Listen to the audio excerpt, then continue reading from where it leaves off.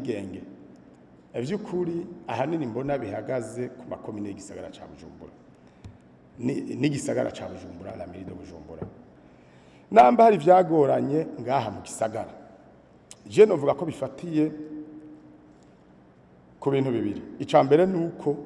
igisagara ca Bujumbura la mairie de Bujumbura si province isanzwe kandi igisagara ca Bujumbura si commune mugabe igisagara ca Bujumbura gifise un statut spécial kandi si mu Burundi gusa ni mu bihugu vyose ivyo bigaragazwa n'ingingo zibiri ingingo ya mbere ni ingingo y'ijana na 34 iri muri loi communale muri loi communale muri muravuga ndayibasomera iyi ngingo ivuga iti sans préjudice des attributions des autres services techniques publics et les services de la mairie de Bujumbura qui dépendent du cabinet du maire s'occupe de la coordination des activités des communes, à l'occurrence le traitement des eaux usées,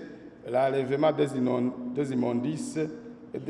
et des déchets solides, l'entretien de la voirie et la gestion urbaine, le plan de circulation et de sécurité, l'éclairage public, l'exploitation et la maintenance des engins. Murazi yuko izi missions zidondagwe ngaha nta yindi province yazihawe kuko nta province yozishobora mu kutanga izi mission kuri mairie nuko le législateur mwimvira yuko lo mairie zo bifise un budget nushobora gukora ibi bintu udafise un budget none yo budget ya mairie izovahe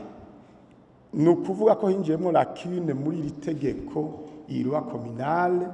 de 2010 yahaye la mairie les charges ntiyategekanyaho les ressources financières zizova nivyo vyatumye iri tegeko ku gisata kijanye n'igisagara ridashobora gukurikizwa nko kuyandi makomine nico gituma twace dufata ordonnance yoza ishobora gushira mu ngiro ibishoboka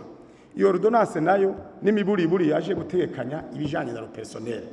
tutibasi twe turadispatcha le personnel yari sanzwe gusa muri mairie tuyishire no mu makomine iyo ordonnance yaje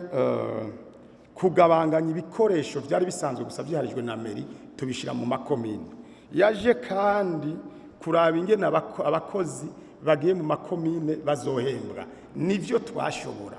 none vyari kugenda ngo iki kugira mairie ishobora ya matribution yose hampande y'ivyo ntimwibagire yuko mu gisagara hari ibibanza bikuru no munsi bigoye kumenya ingene uvyatribiwa ku komine runaka twavuga aeroport de Bujumbura twavuga ibindi bibanza kumbure la présidence de la République twavuga n'ibindi noneho même le législateur de l'époque yari yabonye ko mairie atari province isanzwe nico gituma yihaye ikigabane spécifique muri loi communale mugamarezema ntivyagenzwe siko vyategerezwa vy'ukuri kuvyerekeye igisagara ca Bujumbura hakenewe irindi tegeko riza gutomora ivyo sindiko ndavuga rikanavuga aho la mairie izokura le budget izokoresha kuri aya masharge yose yahawe